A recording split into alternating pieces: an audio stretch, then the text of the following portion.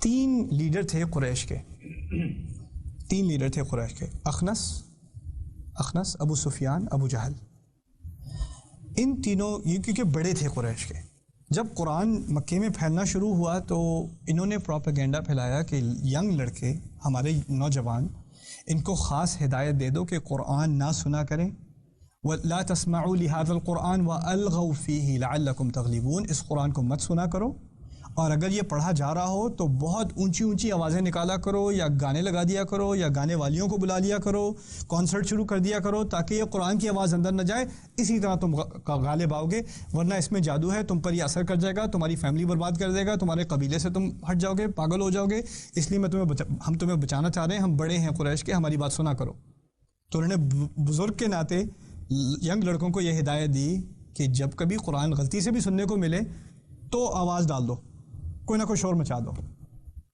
مزے کی بات یہ کہ ان میں سے ایک آخر کار مسلمان ہو گئے، ابو سفیان آخر کار مسلمان ہو گئے۔ اب مسلمان ہونے کے بعد یہ کہانی بتاتے ہیں جو پہلے ہوا کرتی تھی۔ کہتے ہیں کہ میں اور اخنس اور ابو جہل، ہمیں ایک دوسرے کا پتہ نہیں تھا،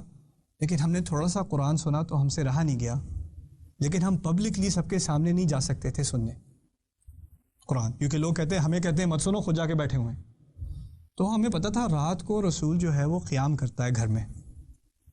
رات کو تہجد پڑھتا ہے اور اونچی آواز میں پڑھتا ہے، تو ہم رسول کے گھر کے باہر ایک دیوار لگا کے میں ساری رات سنا کرتا تھا قرآن۔ ابو سفیان کہتا ہے صبح ہونے کو آئی، صبح ہونے سے پہلے میں نے کہا میں نکل جاؤں، پکڑا جاؤں گا۔ واپس جا رہا ہے تو دوسری طرف سے اخنس اور تیسری طرف سے ابو جہل بھی واپس آ رہے ہیں، ایک دوسرے کو پکڑے گئے، تم یہاں کیا کر رہے ہو، تم کیا کر رہے ہو، تم کیا کر رہے ہو؟ اچھا ایسا کرو، اللہ کی قسم کھاؤ آئندہ کبھی واپس مت آنا، اگر واپس آئے تو ان لوگوں کو پتہ چل جائے گا ہمارے جو نوجوان ہیں وہ ہماری بات کبھی نہیں سنیں گے، چلو بھائی قسم کھا لیا، واپس نہیں آ رہے۔ دوسرے دن ابو سفیان سے رہا نہیں گیا، وہ دوبارہ آ گیا، صبح کا ٹائم ہو رہا ہے، پکڑا جائے گا، پھر جانے لگا واپس، گیس وان، ادھر سے اخنس، ادھر سے ابو جہل، تین دن مسلسل یہ کام ہوا ہے۔ پھر تیسری دفعہ واقعی اللہ کی قسم، اب نہیں آتے واپس۔ کچھ دن ابو سفیان نے اس بارے میں سوچا، ابو جہل کے پاس گیا، اخنس اور ابو سفیان دونوں ابو جہل کے پاس گئے، ہم لوگوں نے 3 رات قرآن سنا ہے، کیا خیال ہے تمہارا؟ جادو تو نہیں ہے، جھوٹ تو نہیں ہے، پاگل کا کلام تو نہیں ہے، کیا کریں؟ ابو جہل کہتا ہے مجھے پتہ ہے پاگل کا کلام نہیں ہے، مجھے اچھی طرح پتہ ہے یہ جھوٹ نہیں ہے، مجھے اچھی طرح پتہ ہے اللہ کا کلام ہے،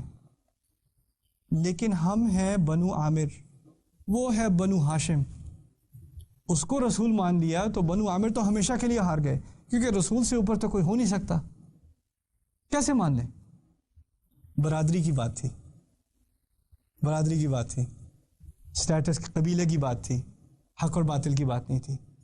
ورنہ یہاں تک کہ کافر بھی رات لگائے ہوئے قرآن سن رہا تھا، کافر بھی۔ اب آخری بات میں آپ سے کر دوں، سوچنے کی بات ہے،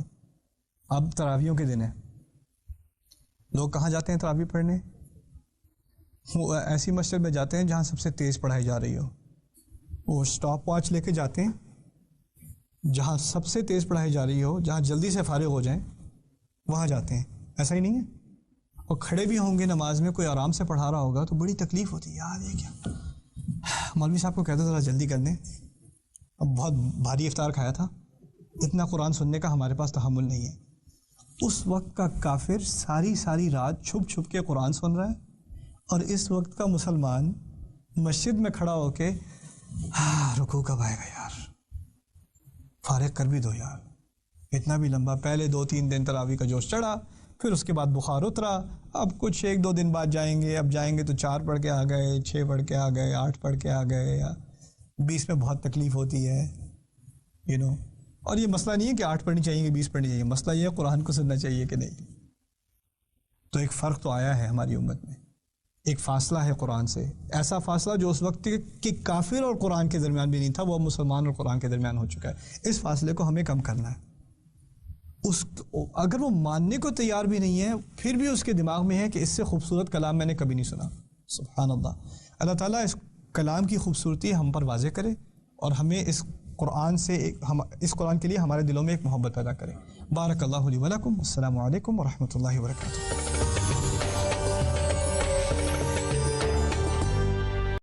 ہے.